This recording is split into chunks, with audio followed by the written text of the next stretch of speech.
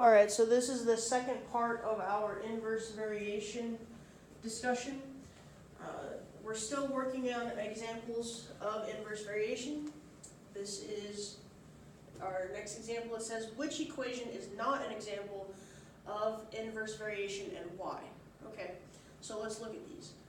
Inverse variation, the formula for that is y equals k over x. So what we have to do is look at each four of these things and see if they match our equation, okay? So the first up, we have x times y equals 7. Now I know to look at it, it doesn't look like this, right? It doesn't look like y equals something over x, okay? But if you try to get y by itself, you would have to move this x. To move this x, you would divide both sides by x. These would cancel and you have y equals 7 over x, which is an example of inverse variation. Okay, y equals something over x. Same with this next one, y equals something over x. This is inverse variation. Here though we have y equals x over something, right? Our formula says x has to be in the denominator. It can't be in the numerator. So this would not be an example of inverse variation because x can't be in the numerator.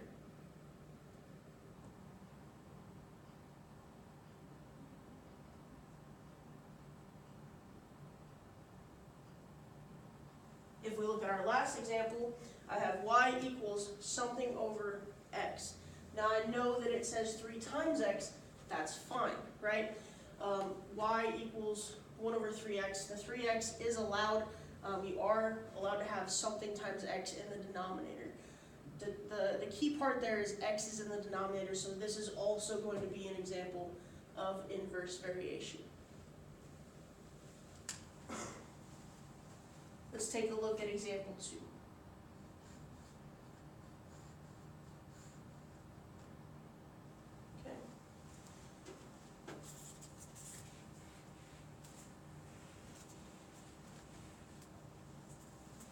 Okay, example 2 says that y varies inversely as x, and y equals 10 when x equals 6.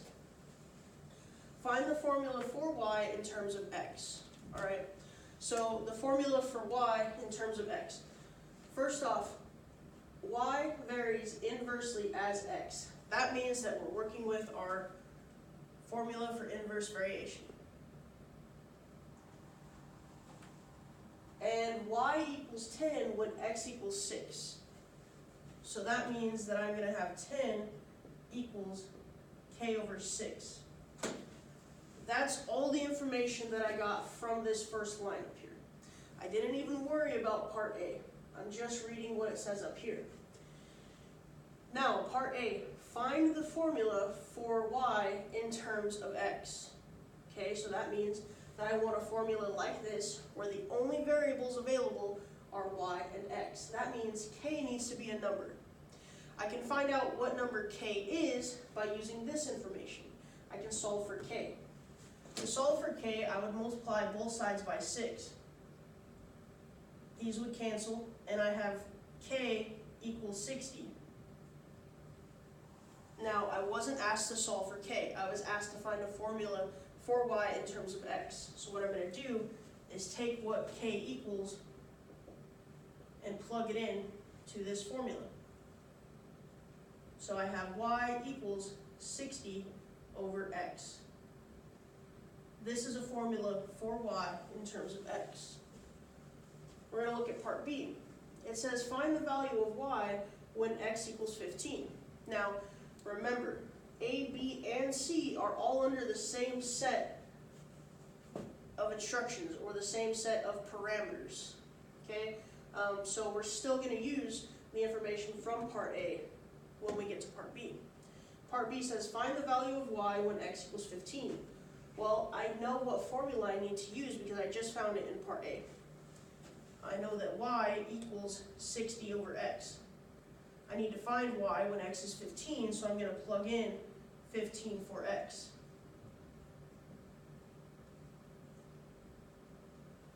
Okay, so 60 over 15 is going to be 4.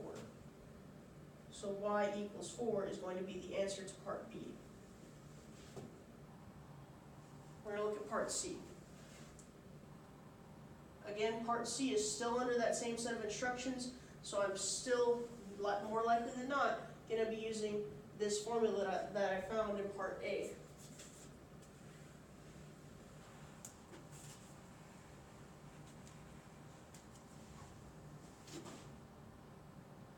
Okay, find the value of x when y equals 4. All right, let's take our formula from part A.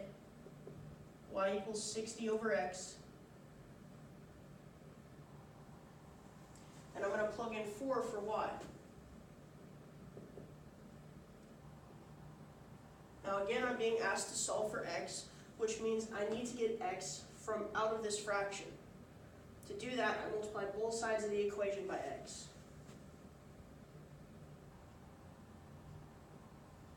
These are going to cancel on this side, and I have x times 4 equals 60. Now to find x, I'm going to divide both sides by 4. And I have x equals 15.